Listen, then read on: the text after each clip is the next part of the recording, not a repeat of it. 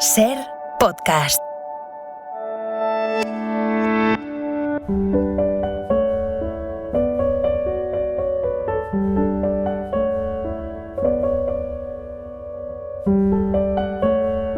Un libro, una hora.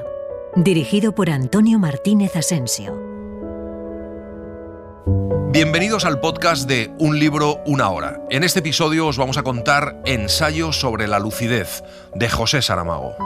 José Saramago nació en Aciñaga, en Portugal, el 16 de noviembre de 1922. Este año se cumple el centenario, es el año Saramago. Es el autor de El año de la muerte de Ricardo Reis, de Levantado del suelo, Memorial del convento, El evangelio según Jesucristo, La viuda, Ensayo sobre la ceguera, La caverna, estos dos últimos ya se los hemos contado en Un libro, una hora, o Las intermitencias de la muerte. Le concedieron en 1998 el Premio Nobel de Literatura. Murió en Tías, en Lanzarote, en 2010.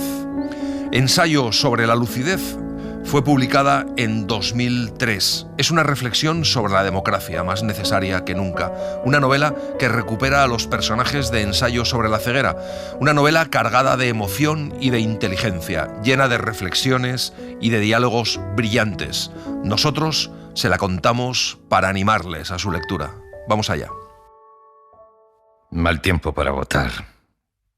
Se quejó el presidente de la mesa electoral número 14 después de cerrar con violencia el paraguas empapado y quitarse la gabardina que de poco le había servido durante el apresurado trote de 40 metros que separaban el lugar en que aparcó el coche de la puerta por donde, con el corazón saliéndosele por la boca, acababa de entrar.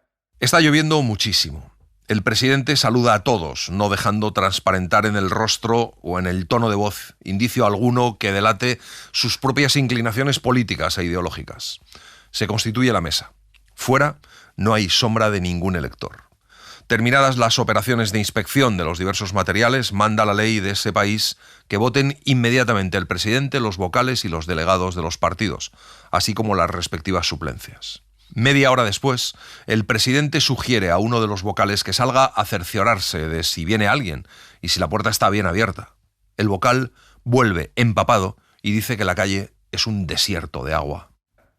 El secretario, al que todos dirigieron la mirada esperando, optó por presentar una sugerencia práctica.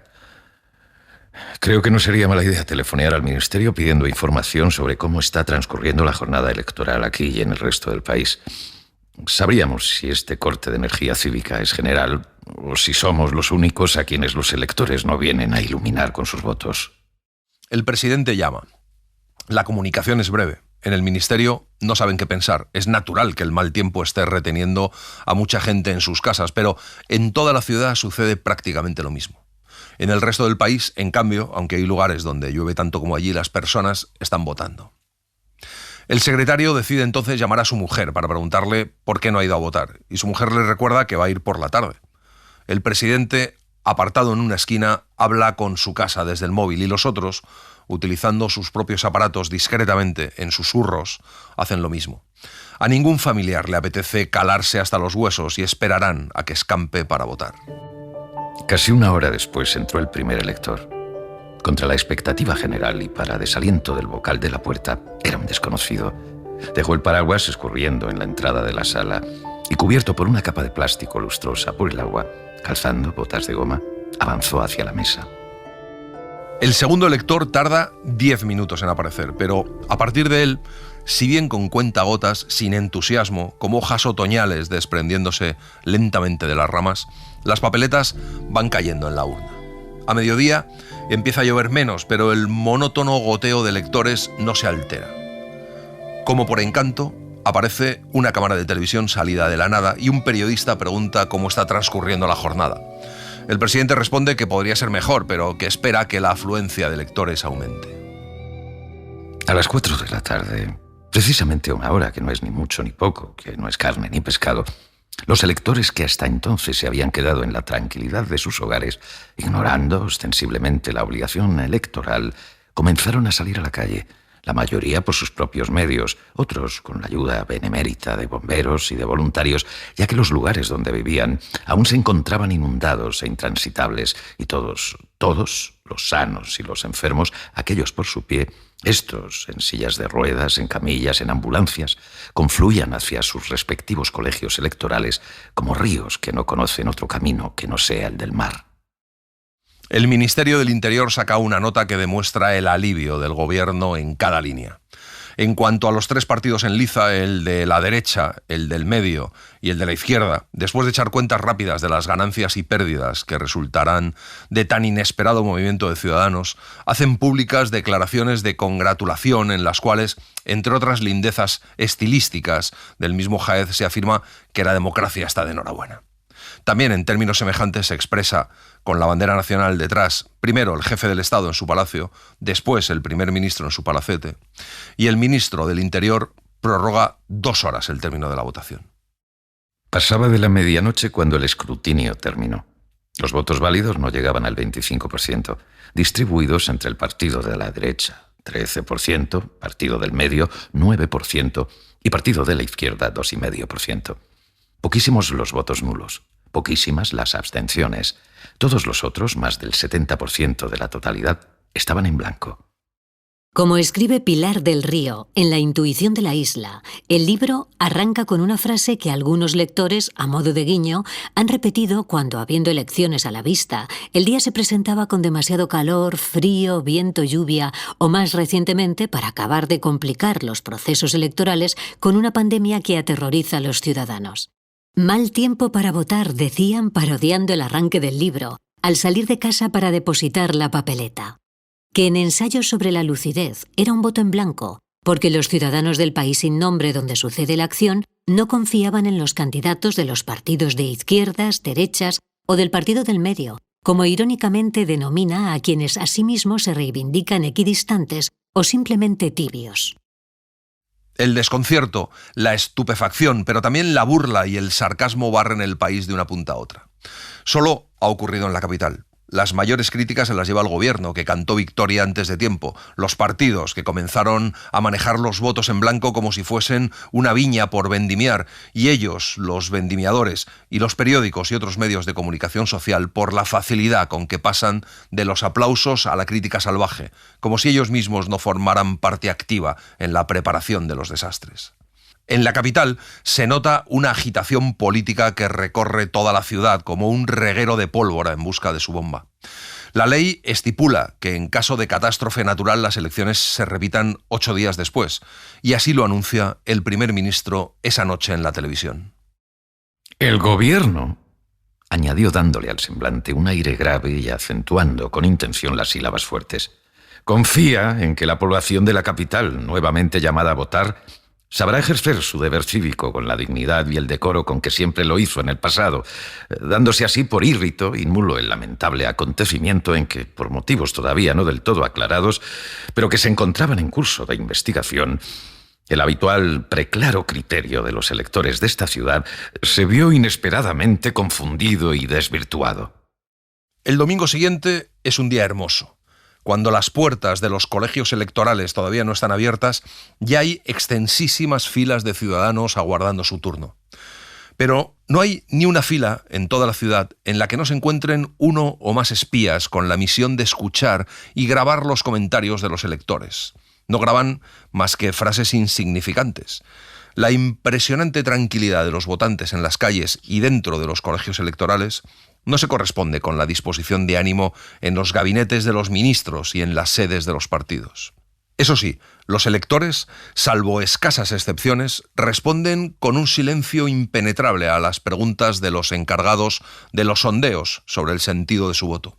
Entre espías y vigilantes, entre magnetofones y cámaras de vídeo, todo parece seguro y bien seguro, pero cuando en los colegios electorales comienzan a contar los votos, un rumor impetuoso de avalancha atraviesa la ciudad. A las 10 de la noche, finalmente, apareció en televisión el primer ministro. Venía con el rostro demudado, con ojeras profundas, efecto de una semana entera de noches mal dormidas, pálido a pesar del maquillaje tipo buena salud. Traía un papel en la mano, pero casi no lo leyó. Apenas le lanzó alguna que otra mirada para no perder el hilo del discurso. «Queridos conciudadanos», dijo, «el resultado de las elecciones que hoy se han realizado en la capital es el siguiente. Partido de la derecha, 8%. Partido del medio, 8%. Partido de la izquierda, 1%. Abstenciones, 0. Votos nulos, 0. Votos en blanco, 83%. Dice que el gobierno necesita investigar las causas primeras y últimas de tan desconcertantes resultados y que los votos en blanco han asestado un golpe brutal a la normalidad democrática y que ha decidido solicitar la declaración del estado de excepción en la capital. Al ministro de Defensa, un civil que no ha hecho el servicio militar, le sabe a poco la declaración del estado de excepción. Lo que él quiere es un estado de sitio. El primer ministro reconoce que la gravedad de la situación es extrema, que la patria ha sido víctima de un infame atentado contra los cimientos básicos de la democracia representativa, pero prefiere comenzar con métodos discretos. El plan se asienta en una amplia y sistemática infiltración entre los ciudadanos que pueda desvelar las razones de lo ocurrido. La elección de los agentes, unos procedentes de la secreta, otros de corporaciones públicas, es rápida y eficaz. Lo primero que hacen es analizar las grabaciones realizadas el día de las elecciones. Son llamados para ser interrogados 500 sospechosos. Pero el plan es un fracaso. Votar en blanco es un derecho sin restricciones y está escrito con todas sus letras. Se impone la implantación de un estado de sitio en serio, con toque de queda, cierre de salas de espectáculos, intensivas patrullas de fuerzas militares por las calles, prohibición de reuniones de más de 5 personas, para humillar a la capital. Pasaron los días. Las dificultades iban creciendo sin parar, se agravaban y se multiplicaban. Brotaban bajo los pies como hongos después de la lluvia, pero la firmeza moral de la población no parecía inclinada a rebajarse ni a renunciar a aquello que había considerado justo y por eso lo expresó con su voto, el simple derecho a no seguir ninguna opinión consensualmente establecida. Una mañana, las calles de la capital aparecen invadidas de gente que lleva en el pecho pegatinas rojo sobre negro con las palabras «Yo voté en blanco». De las ventanas penden grandes carteles que declaran negro sobre rojo «Nosotros votamos en blanco». Pero lo más visible de todo, lo que se agita y avanza sobre las cabezas de los manifestantes, es un río interminable de banderas blancas. Los altavoces de los coches de la policía se desgañitan, berreando que no están permitidas reuniones de más de 5 personas, pero las personas son 50, 500, 5.000, 50.000. Entonces, el primer ministro revela su plan. Dice que ha llegado la hora de partirle el espinazo a la resistencia. Lo que traigo aquí es nada más y nada menos que una propuesta de retirada múltiple. Un conjunto de acciones que algunos tal vez consideren absurdas, pero que tengo la certeza de que nos conducirán a la victoria total y al regreso de la normalidad democrática. A saber, y por orden de importancia, la retirada inmediata del gobierno a otra ciudad que pasará a ser la nueva capital del país. La retirada de todas las fuerzas del ejército allí establecidas. La retirada de todas las fuerzas policiales. Con esta acción radical, la ciudad insurgente quedará entregada a sí misma. Tendrá todo el tiempo que necesite para comprender lo que cuesta ser segregada de la sacrosanta unidad nacional. Y cuando no pueda aguantar más el aislamiento, la indignidad, el desprecio, cuando la vida dentro se convierta en un caos, entonces sus habitantes culpables vendrán hasta nosotros con la cabeza baja implorando nuestro perdón. Lo que el primer ministro ha propuesto es, ni más ni menos, huir del virus que afecta a la mayor parte de los habitantes de la capital, que tal vez acabe infectando al resto.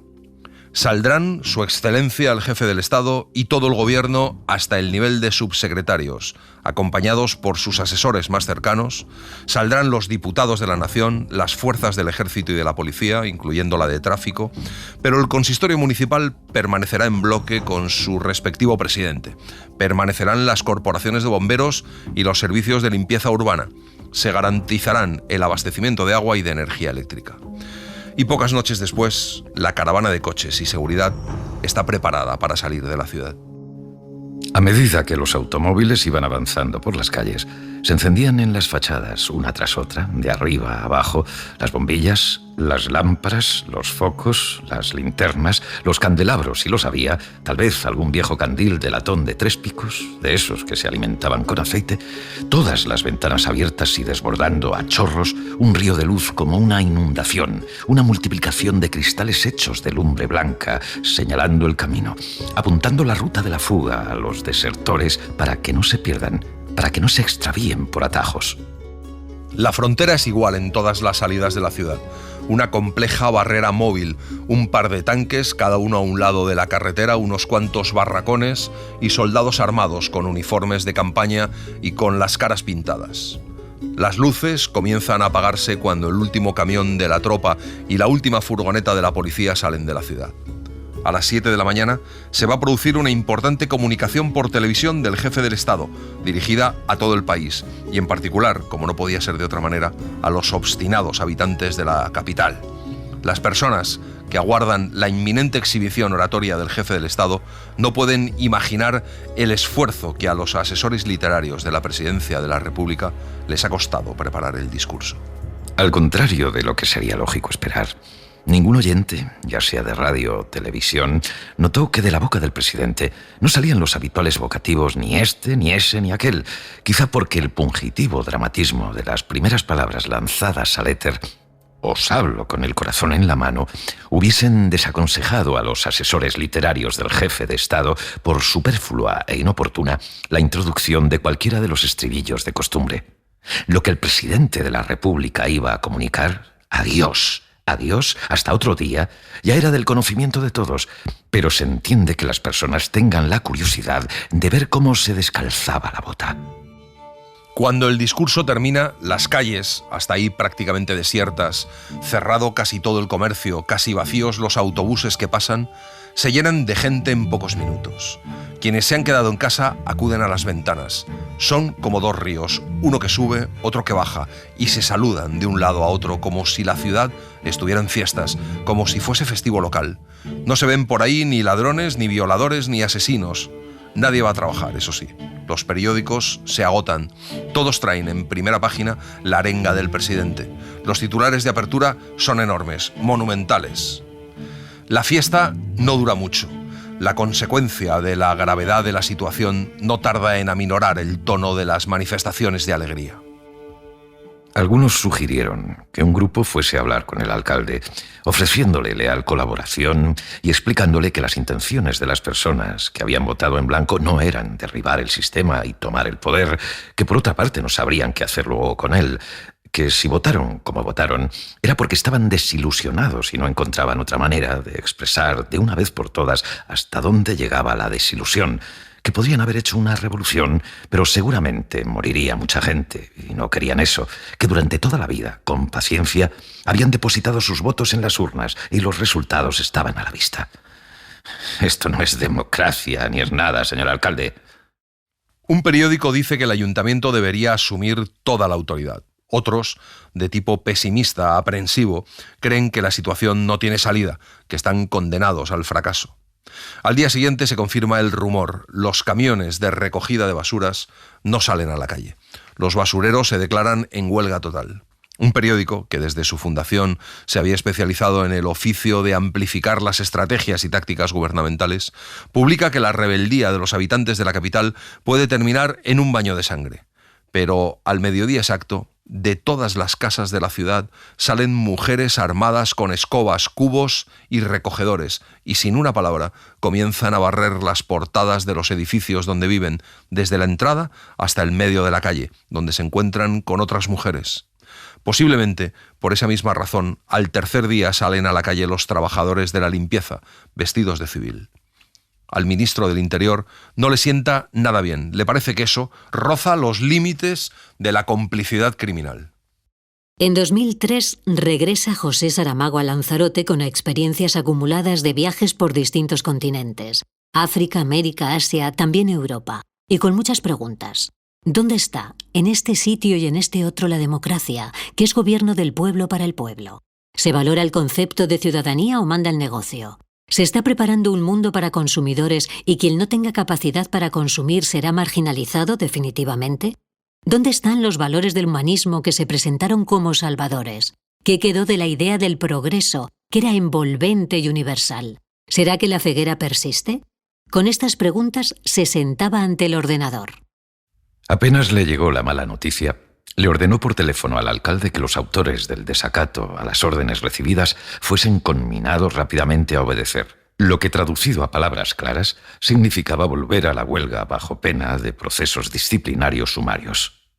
El alcalde le respondió que las cosas siempre parecen fáciles de resolver vistas desde lejos, pero que quienes están en el terreno, quienes tienen que salvar de hecho los escollos, a esos hay que escucharlos con atención antes de tomar ninguna decisión. El alcalde es del mismo partido que el ministro, pero aún así discuten, se acusan de deslealtad. Y el ministro le amenaza con pedir su dimisión, lo que para el alcalde sería quitarle un peso de encima. El ministro termina preguntando al alcalde si votó en blanco. El alcalde contesta que nunca se sabe. Después de colgar, el alcalde se aproxima a la ventana, descorre un poco la cortina y mira afuera. La plaza tiene el aspecto habitual, gente que pasa, 3 personas sentadas en un banco a la sombra de un árbol, las terrazas de los cafés con sus clientes, las vendedoras de flores, una mujer seguida por un perro, los kioscos de prensa, autobuses, automóviles, lo mismo de siempre. Al contrario de lo predicho por los agoreros, no se han perpetrado durante estos días ni más robos, ni más violaciones, ni más asesinatos que antes. Le dice a su jefe de gabinete que va a salir, pero que no necesita que nadie le acompañe, conducirá él. Quiere dar una vuelta por la ciudad, ver a la gente que pasa sin prisas, aparcando de vez en cuando y saliendo para andar un poco mientras escucha lo que se dice. Mezclarse con los blanqueros. Todo está tranquilo, pero el alcalde siente una especie de amenaza flotante en el aire. Se va a casa. Su mujer es cirujana y no está, así que cuando llega la hora de cenar, se va a un restaurante. El camarero trajo el plato. Aquí tiene, señor alcalde, buen provecho. Estaba a punto de llevarse el tenedor a la boca cuando una explosión hizo estremecer el edificio de arriba abajo, al mismo tiempo que reventaban en añicos los cristales exteriores e interiores. Mesas y sillas se derrumbaron. Había personas gritando, gimiendo, algunas heridas, otras aturdidas por el choque, otras trémulas del susto. El alcalde sangraba por un corte en la cara causado por un vidrio. Era evidente que habían sido alcanzados por la onda expansiva de la explosión. La explosión ha ocurrido en la estación del metro. Apretando una servilleta contra la herida, el alcalde corre a la calle. Hay otras personas corriendo a su lado. El primer vehículo de bomberos aparece cuando el alcalde se abre camino por entre las personas que acuden a ver el desastre. Se dirige hacia el jefe de bomberos, que le dice que es lo peor que ha visto nunca, que huele a fósforo. Aparece una unidad móvil de televisión y luego más prensa que le empieza a hacer preguntas que no puede contestar. 2 horas después, el fuego se considera extinguido, pero no es posible saber cuántas personas han muerto. El alcalde se mantiene allí hasta que las brasas pierden fuerza. Tiznado, con la cara negra por la sangre coagulada, comienza a andar camino a casa. Cuando llega, toma el teléfono y marca un número reservado. Son casi las 3 de la madrugada. Pide que le pasen con el ministro del Interior. El alcalde respiró hondo. Preguntó: ¿No tiene nada que decirme, señor ministro? ¿A qué se refiere? Si tiene alguna idea acerca de quién ha colocado la bomba.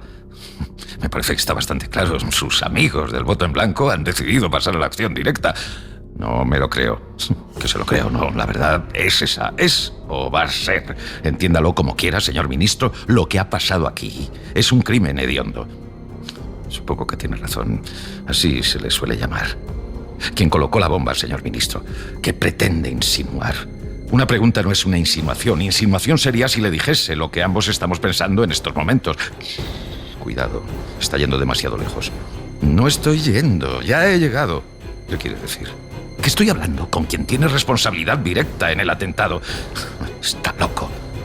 Preferiría estarlo. El alcalde le dice al ministro que a partir de ese momento deja de ser alcalde de esa ciudad sitiada. El ministro le avisa en nombre del gobierno de que se arrepentirá amargamente, o ni siquiera tendrá tiempo de arrepentirse si no guarda sobre este asunto silencio total. El hombre que había sido alcalde se levanta y va al cuarto de baño, se desnuda y se mete debajo de la ducha. En ese momento, los bomberos acaban de encontrar el primer cuerpo carbonizado. 23 muertos ya contados. Y no sabemos cuántos se encuentran todavía debajo de los escombros.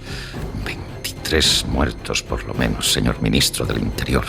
Repetí el primer ministro golpeando con la palma de la mano derecha los periódicos abiertos sobre la mesa. El ministro le dice que habían pensado en un artefacto no demasiado potente, que causase poco más que un susto, pero que desgraciadamente algo falló en la cadena de transmisión de la orden. La capital se prepara para una manifestación. El número definitivo de muertos ha pasado a 34. No se sabe de dónde ni cómo nace la idea de que los cuerpos no deberían ser enterrados en los cementerios como muertos normales, que las sepulturas deberían quedarse en el terreno ajardinado fronterizo a la estación del metro. 3 días después del atentado, comienzan las personas a salir a la calle. Van en silencio, graves. Muchas llevan banderas blancas, todas una banda blanca en el brazo izquierdo. A las 11 de la mañana, la plaza ya está llena, pero allí no se oye nada más que el inmenso respirar de la multitud. No hay discursos ni iglesias, cada uno con su disgusto y todos con la misma pena. La cabecera de la manifestación había girado un cuarto sobre sí misma. Ahora subía la empinada calzada hacia una avenida larga y ancha, al final de la cual torcerían a la derecha, recibiendo en el rostro, a partir de ahí, la caricia de la fresca brisa del río.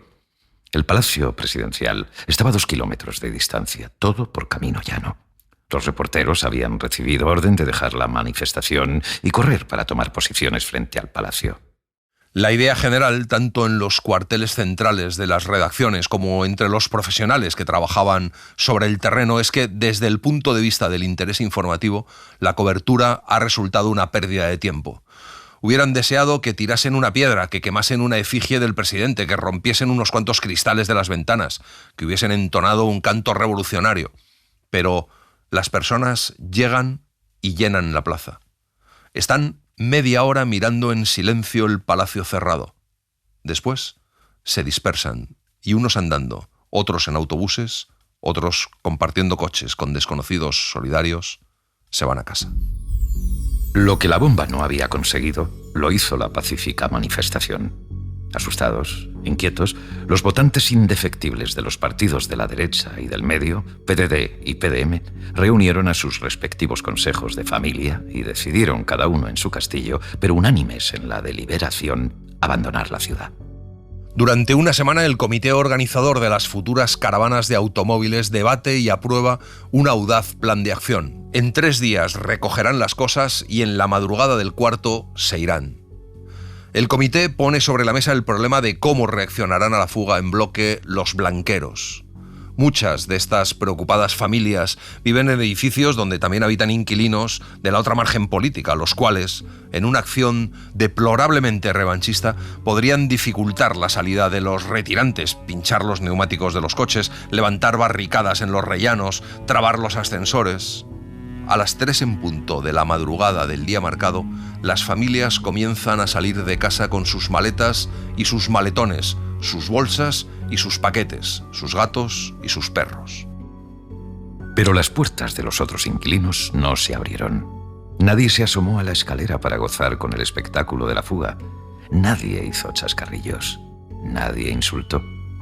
Los inquilinos de las otras casas se habían despertado. Sin embargo, ninguno de ellos se levantó de la cama para acechar por la mirilla de la puerta. Solamente se decían unos a otros, bien cobijados en sus camas: se van. Pero regresan casi todos. El gobierno no puede permitir que nadie salga de la ciudad y aunque hay grandes discusiones entre el ministro del Interior y el primer ministro, mientras una kilométrica caravana de coches y furgonetas cargados hasta los topes se extiende a lo largo de la carretera, como si el gobierno tuviera miedo de que la peste blanca contaminara al resto del país. Al final, se decide que el ministro del Interior salga por televisión para dar un discurso que pueda escucharse en las radios de los coches. Dice que el gobierno cree que la acción militante más apropiada a la circunstancia presente consiste en el regreso inmediato a la vida de la capital, a los hogares, bastiones de la legalidad, cuarteles de resistencia, y aprovecha la oportunidad para revelar la existencia de un plan de asalto y saqueo de las casas abandonadas. Durante unos buenos 10 minutos nada se mueve, hasta que de pronto el último coche de la fila comienza a dar media vuelta. A continuación, el que tiene delante, y luego otro, y otro, y otro. Al llegar a la capital, desciende casi a ras de los tejados el helicóptero, ve nítidamente personas saliendo de algunos edificios, hombres y mujeres que se quedan en las aceras como si estuvieran esperando a alguien. Llegan los vehículos. Se abrieron las puertas. Sus ocupantes salieron. Las personas que esperaban en la acera avanzaron. ¡Es ahora! ¡Es ahora! ¡Preparémonos para lo peor!, berreó el comentarista ronco de excitación. Entonces esas personas intercambiaron algunas palabras que no pudieron ser oídas y, sin más, comenzaron a descargar los coches y a transportar dentro de las casas, a plena luz del día, lo que de ellas había salido bajo la capa de una negra noche de lluvia. ¡Mierda!, exclamó el primer ministro y dio un puñetazo en la mesa. Durante todo el día, hasta la hora del inicio del Consejo de Ministros, que va a presidir el presidente de la República, la sucia palabra es muchas veces mascullada en el silencio del pensamiento. La primera intervención es la del presidente de la República. Dice que todavía no han dado ni un solo paso efectivo en el camino de la solución del problema. El primer ministro habla de la necesidad de un cambio de estrategia que no tiene definida, así que quiere escuchar la opinión de sus ministros.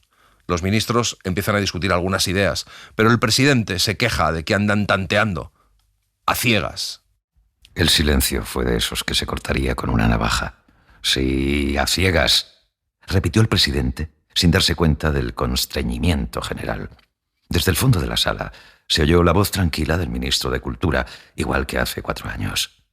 Al rojo vivo, como ofendido por una obscenidad brutal, inadmisible, el ministro de Defensa se levantó y, apuntando con el dedo acusador, dijo: «Usted acaba de romper vergonzosamente un pacto nacional de silencio que todos habíamos aceptado. Que yo sepa, no hubo ningún pacto, y mucho menos nacional.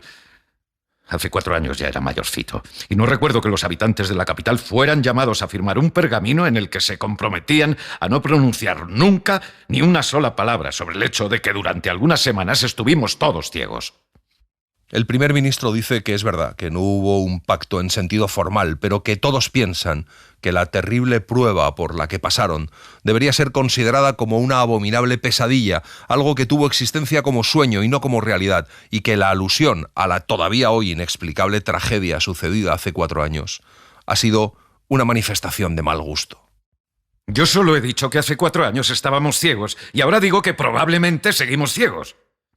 La indignación es general. Las protestas se atropellan. Todos quieren intervenir. El primer ministro mira al presidente de la República como pidiéndole consejo y luego dice que no va a dar la palabra a nadie y afirma que el voto en blanco es una manifestación de ceguera tan destructiva como la otra. «O de lucidez», dijo el ministro de Justicia. «¿Qué?», preguntó el ministro del Interior, creyendo haber oído mal. «Digo que el voto en blanco puede ser apreciado como una manifestación de lucidez por parte de quien lo ha usado». ¿Cómo se atreve, en pleno Consejo de Gobierno, a pronunciar semejante barbaridad antidemocrática? Debería darle vergüenza. El que hasta aquí ha sido ministro de Justicia se levanta, inclina la cabeza en dirección al presidente y al primer ministro y sale de la sala. El silencio es interrumpido por el arrastrar de una silla. El ministro de Cultura se levanta y anuncia que presenta su dimisión.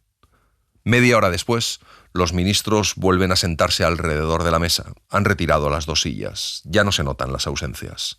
El primer ministro parece satisfecho. No tarda en saberse por qué. Señor presidente, señores, osemos dar un paso adelante. Sustituyamos el silencio por la palabra. Terminemos con este estúpido e inútil fingimiento de que antes no sucedió nada. Hablemos abiertamente de lo que fue nuestra vida, si vida era aquello, durante el tiempo en que estuvimos ciegos. Que los periódicos recuerden, que los escritores escriban, que la televisión muestre las imágenes de la ciudad que se grabaron después de recuperar la visión, que las personas se convenzan de que es necesario hablar de los males de toda especie que tuvieron que soportar. Que hablen de los muertos, de los desaparecidos, de las ruinas, de los incendios, de la basura, de la podredumbre. Y luego, cuando nos hayamos arrancado los harapos de falsa normalidad con que venimos queriendo tapar la llaga, diremos que la ceguera de esos días ha regresado a la ciudad bajo una nueva forma. Llamemos la atención de la gente con el paralelismo entre la blancura de la ceguera de hace 4 años y el voto en blanco de ahora. El primer ministro cree que es posible que muchas personas se dejen impresionar y se pregunten ante el espejo si no estarán otra vez ciegas, si esta ceguera, aún más vergonzosa que la otra, no los estará desviando de la dirección correcta, empujándolos hacia el desastre. Y dice que tienen que descubrir la cabeza maldita de la Tenia y que mientras no la arranquen hacia la luz y para el castigo que se merece, el mortal parásito seguirá reproduciendo sus anillos y minando las fuerzas de la nación. Todos los ministros se levantan para aplaudir. El presidente de la República y el primer ministro se abrazan. Luego el ministro del Interior levanta la mano y propone bombardear la ciudad con papeles. Una declaración firmada por el presidente de la República y dirigida a la población de la capital, y una serie de mensajes breves y eficaces que abran camino y preparen los espíritus para la acción. La propuesta es aprobada. 3 días después de que los helicópteros hagan llover sobre las calles los papeles, el presidente de la República recibe una carta que cae en manos de un secretario escrupuloso, que se la pasa inmediatamente. Excelentísimo señor presidente de la República, le pido licencia para desplegar ante el preclaro juicio de vuestra excelencia algunos hechos desconocidos que tal vez le puedan ayudar a comprender mejor la naturaleza del flagelo que nos ha caído encima. Es la primera vez que hablo de este asunto a alguien. Que hace 4 años, con mi mujer, formé parte casual de un grupo de 7 personas que, como tantas otras, luchó desesperadamente por sobrevivir. Puede parecer que no estoy diciendo nada que vuestra excelencia, por experiencia propia, no haya conocido. Pero lo que nadie sabe es que una de las personas del grupo nunca llegó a cegar. Una mujer casada con un médico oftalmólogo. El marido estaba ciego como todos nosotros. Pero ella no. Y luego le dice que no querría que esa carta fuese leída como una denuncia, aunque por otro lado tal vez debiera serlo, porque le cuenta un asesinato fue cometido en aquellos días, precisamente por la persona que no se quedó ciega. Pero eso, dice, es una cuestión con la justicia, y él se conforma con cumplir su deber de patriota. Menos de 1 hora después, el primer ministro, convocado con carácter de urgencia al palacio, entra en el despacho. El presidente le muestra la carta. Cree que el autor de la carta es un patriota cargado de buenas intenciones y al mismo tiempo un canalla, porque si esa mujer realmente no se quedó ciega, probablemente el autor de la carta le debe la fortuna de estar vivo. La opinión del primer ministro es que debe archivarse esa carta en la sección de los escritos alucinados y que se ignore el asunto. El presidente de la República cree que tiene razón, pero de pronto reciben una llamada del ministro del Interior. También ha recibido la carta. Ocultos entre unos matorrales que casi bordean el perímetro del cerco, 3 hombres aguardan que la noche se torne madrugada. Están vestidos de paisano y el arma que portan en la funda es simplemente la pistola a la que se da el tranquilizador nombre de reglamentaria. En una carretera secundaria, a unos 500 metros de allí, espera el automóvil que los llevará en el sigilo de la noche hasta su destino en la capital, una falsa empresa de seguros y reaseguros. El ministro del Interior les ha pedido resultados y les ha prometido no preguntar con qué medios los han obtenido. No portan ninguna instrucción escrita, ningún salvoconducto. Llegan de noche a las instalaciones de la Providencial Sociedad Anónima, Seguros y Reaseguros, conforme a cualquiera puede leer en la placa de la puerta. Esta expedición tiene 2 objetivos, uno principal y otro secundario. El objetivo secundario es averiguar todo lo que sea posible, pero en principio sin excesivo empeño, sobre el supuesto crimen cometido por la mujer que guiaba el grupo de 6 ciegos. El objetivo principal es averiguar si existe alguna relación entre esa mujer y la nueva epidemia que es el voto en blanco. Por la mañana se dirigen en coche a la calle donde vive el hombre que escribió la carta. Llaman al timbre. Pocos segundos después, se oye a alguien, un hombre, preguntar desde dentro quién es. Un subordinado, ahuecando la voz, suelta la palabra policía. El hombre no parecía atemorizado. Tenía en la cara la expresión de quien ve llegar por fin a los visitantes que esperaba. Si alguna sorpresa se notaba, era la de que fuesen tantos. El inspector le preguntó el nombre. Él lo dijo y añadió: ¿quieren pasar? Perdonen el desorden de la casa, no pensaba que llegarían tan temprano. Es más, estaba convencido de que me llamarían a declarar y resulta que han venido ustedes. Supongo que es por la carta. Sí, por la carta, confirmó sin más el inspector. Pasen, pasen. El comisario comienza a hacerle preguntas sobre el asesinato cometido por aquella mujer hace 4 años. El hombre no acaba de entender por qué el comisario no va directamente al meollo de la cuestión, en vez de perder tiempo con un episodio que solo evocó para oscurecer las sombras de un retrato ya de por sí inquietante. El hombre cuenta que no vio el asesinato y le cuenta las circunstancias en las que se produjo, las violaciones de mujeres a cambio de comida, el horror, y luego les cuenta que su mujer también fue violada y que él no pudo soportar que su mujer hubiera tenido que ponerse debajo de aquellos bandidos, que durante un año aguantó la vergüenza como pudo, pero al final se le hizo insoportable y se separó. Y les describe quiénes integraban el grupo, la mujer que veía y su marido oftalmólogo, la prostituta, la llaman así, pero nadie dijo que lo fuera, y el viejo que era ciego de un ojo y que después se fue a vivir con ella. Él, que fue la primera persona que perdió la vista, y su mujer, y un niño estrábico que se había perdido de su familia. Les da los nombres y las direcciones de todos, salvo del niño estrábico. El hombre se preguntaba con qué gesto, con qué palabra podría atraerse, aunque fuera en el último instante, la simpatía de los policías, su benevolencia, su complicidad. De repente recordó. «Tengo una foto», exclamó. «Sí, creo que la tengo». «¿Qué foto?», preguntó el inspector. «Una del grupo, sacada después de que recuperáramos la vista». El comisario y sus ayudantes deciden trabajar por separado. El comisario irá a ver a la mujer del médico. Antes, el comisario tiene una conversación con el ministro del Interior, con nombres en clave. El comisario es Papagayo de Mar, el ministro Albatros. A la mañana siguiente, el comisario va a casa de la mujer, llama a la puerta. Espera que le pregunten desde dentro quién es, pero la puerta se abre simplemente y aparece una mujer. El comisario muestra el carnet de identificación. La mujer le pregunta qué quiere y el comisario le dice que prefiere no interrogarla en el rellano. O sea que es un interrogatorio, contesta la mujer, y le deja pasar a una acogedora sala de estar donde le ofrece una taza de café. 3 minutos después se oye abrir la puerta. Es el oftalmólogo, su marido, que se pregunta qué quiere la policía de gente inocente. El comisario guarda silencio durante algunos segundos. El comisario extrajo del bolsillo interior de la chaqueta su bloc de notas, preparó la pluma y dejó que la voz le saliera en un tono neutro, sin expresión, como si no le interesara realmente la respuesta. ¿Qué explicación podría darme, señora, del hecho de no haberse quedado ciega hace 4 años cuando la epidemia? El médico y la mujer cruzaron las miradas sorprendidos. Ella pregunta cómo lo sabe, y el comisario dice que lo sabe, y eso le basta. La mujer pregunta en qué puede interesarle a la policía que ella haya estado ciega o no hace 4 años. El comisario contesta que no haber cegado no es un crimen, aunque haya cometido un crimen, gracias precisamente a no estar ciega. La mujer mira al marido como si estuviera pidiéndole un consejo. Luego se vuelve bruscamente hacia el comisario y dice que es verdad, que mató a un hombre. Y luego mantiene fija la mirada, a la espera. El comisario simula que toma nota en el cuaderno, pero lo que pretende es ganar tiempo, pensar en la jugada siguiente. La mujer dice que no fue un crimen, sino un acto de justicia, y le cuenta que mató a un violador, a un ser repugnante. La mujer le dice que le diga de verdad lo que le ha traído hasta su casa, y el comisario dice que al día siguiente se lo dirá.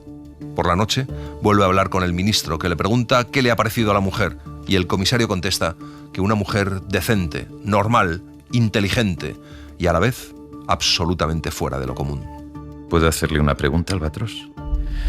Hágala que yo responderé, Papagayo de Mar. Siempre he sido bueno dando respuestas. ¿Qué sucederá si no se encuentran pruebas de culpabilidad? Lo mismo que sucedería si no se encontrasen pruebas de inocencia. ¿Cómo debo entender eso, Albatros? ¿Que hay casos en que la sentencia ya está escrita antes del crimen? Siendo así, si entiendo bien a dónde quiere llegar, le ruego que me retire de la misión, Albatros. Será retirado, Papagayo de Mar, pero no ahora ni a petición propia. Será retirado cuando este caso se cierre. Esa misma noche el comisario vuelve a casa de la mujer. Allí están todos los del grupo, salvo el niño estrábico y el hombre que escribió la carta. No está más de media hora en casa de la mujer del médico, pero ese tiempo basta para revelar al estupefacto grupo los tenebrosos fondos de su misión. Les dice que hará todo lo posible para desviar de esa casa la atención de sus superiores, pero que no garantiza que pueda conseguirlo. A las 3 de la madrugada el comisario sigue dando vueltas en la cama sin lograr conciliar el sueño. A las 3:30 suena el teléfono rojo. El ministro del Interior le ordena que a las 9 esté en el puesto 6 norte de la frontera para entregarle a una persona que le estará esperando la fotografía del grupo. El comisario llega hasta allí y entrega la fotografía. Luego Aparca el coche y pasea por la ciudad. Y por casualidad llega hasta la calle donde vive la mujer del médico. Entonces la ve salir con su perro. La sigue hasta un jardín donde la mujer se sienta y se pone a leer. El comisario se acerca y le cuenta lo de la fotografía. Cuando se acerca el perro, la mujer le cuenta cómo se acercó a ella cuando la vio llorar y le lamió la cara. El perro de las lágrimas. Entonces el comisario alargó la mano despacio y le tocó la cabeza. Le apetecía llorar, dejar que las lágrimas le corrieran por la cara. Tal vez el prodigio se repitiera. La mujer del médico guardó el libro en el bolso y dijo: «Vamos». «¿A dónde?», preguntó el comisario. «Almorzará con nosotros si no tiene nada más importante que hacer». «¿Está segura? ¿De qué?». «De querer sentarme a su mesa». «Sí, estoy segura». «¿Y no tiene miedo de que la esté engañando?». «Con esas lágrimas en los ojos, no». También hay esperanza en muchas páginas, tal vez no en todas, porque la obstinada actualidad a veces impone y desarma hasta los espíritus más vigorosos. En Lanzarote, cuando a la mesa, rodeado de las personas con las que habitualmente compartía los días, leyó el epígrafe y el final de la novela, el sobrecogimiento se impuso. Se dieron bienvenidas al nuevo libro con brindis, sin palabras, tal vez para disimular la extraña emoción que se apoderó de todos.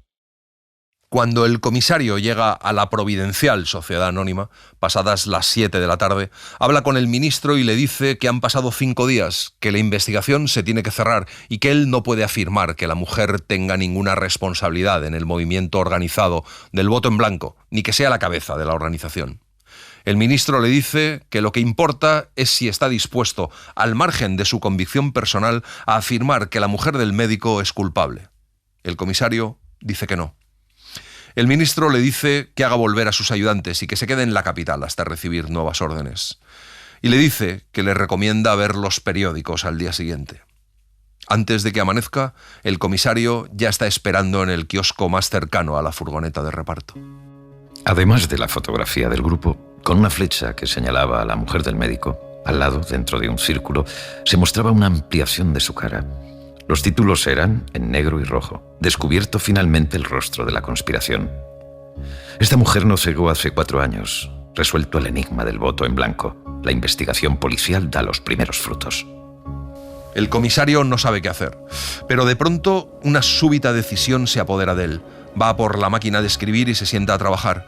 Escribe un relato pormenorizado de los acontecimientos de los últimos 5 días. Terminado el trabajo, fotocopia la carta, dobla las 2 e introduce cada carta en su sobre. Luego desayuna, toma un taxi y se va a una de las direcciones que ha apuntado, un periódico. Pide hablar con el director. Le atiende el redactor jefe, que lee la carta. El comisario le dice que tiene que publicarse mañana y que si no lo hacen tiene otra carta que enviará a otro periódico y que ellos la publicarán. Van a ver al director, que le dice que es imposible publicar su declaración tal y como se encuentra redactada, porque están en estado de sitio y la censura tiene los ojos puestos sobre la prensa.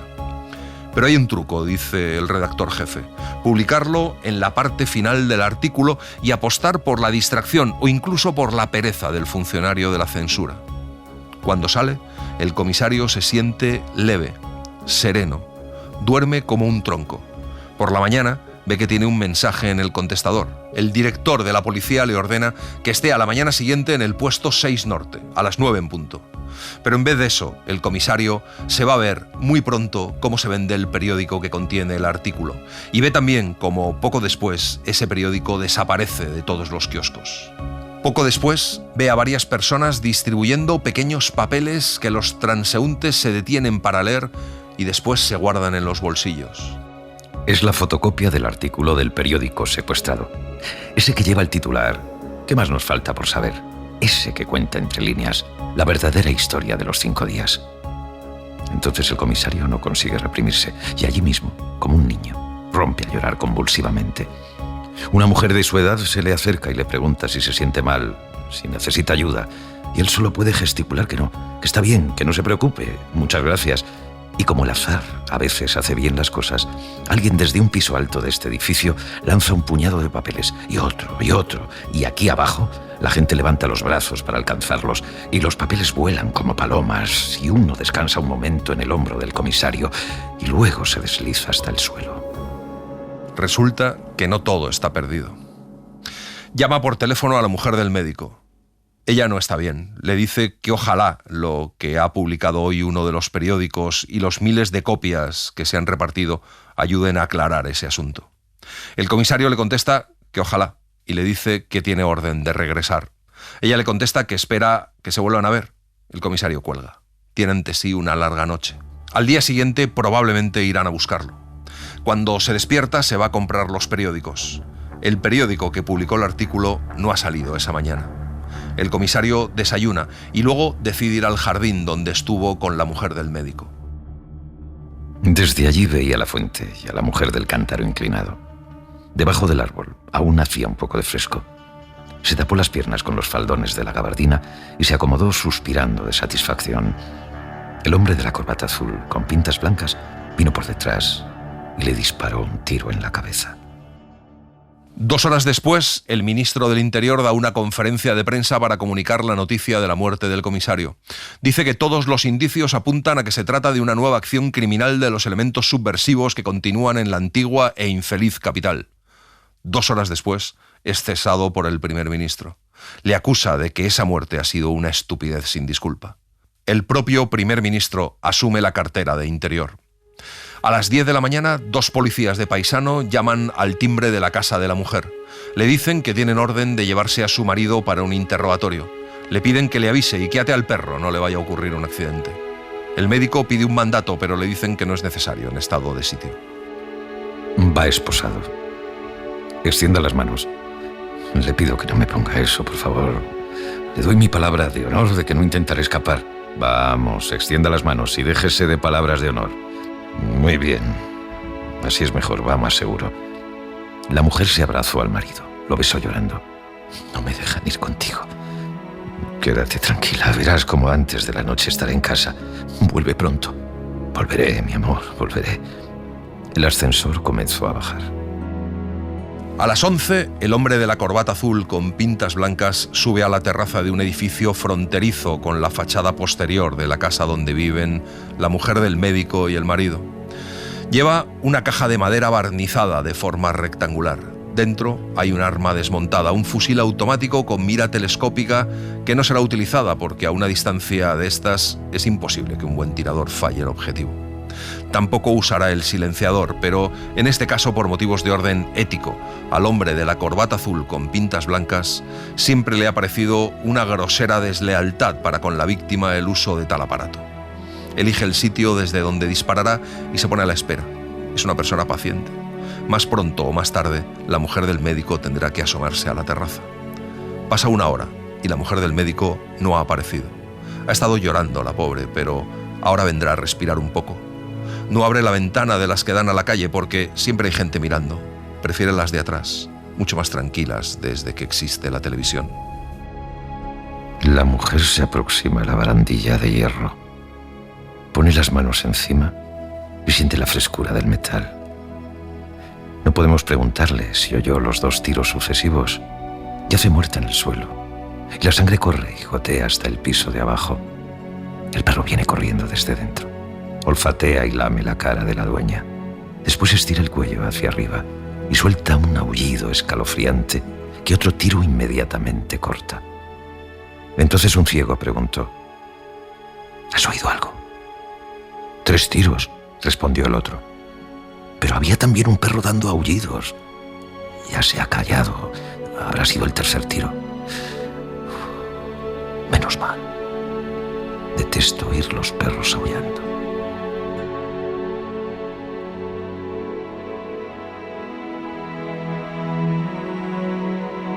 Y así les hemos contado Ensayo sobre la lucidez de José Saramago. Hemos seguido la edición de la editorial Alfaguara con traducción de Pilar del Río. Hemos citado algunos fragmentos del libro La intuición de la isla de Pilar del Río en editorial Itineraria. Gracias por estar ahí y gracias por leer. Un libro, 1 hora, en la cadena SER. Un programa escrito y dirigido por Antonio Martínez Asensio, con la voz de Eugenio Barona y la participación de Olga Hernán Gómez. Realización de Mariano Revilla. Edición y montaje de sonido de Pablo Arévalo. Y en las redes, Virginia Díaz Pacheco. Suscríbete a Un Libro, Una Hora. Todos los episodios y contenidos adicionales en la app de Cadena SER y en nuestros canales de Apple Podcast, Spotify, iVoox, Google Podcast y YouTube. Escúchanos en directo en la SER los domingos a las 5 de la mañana. Cadena SER. La radio.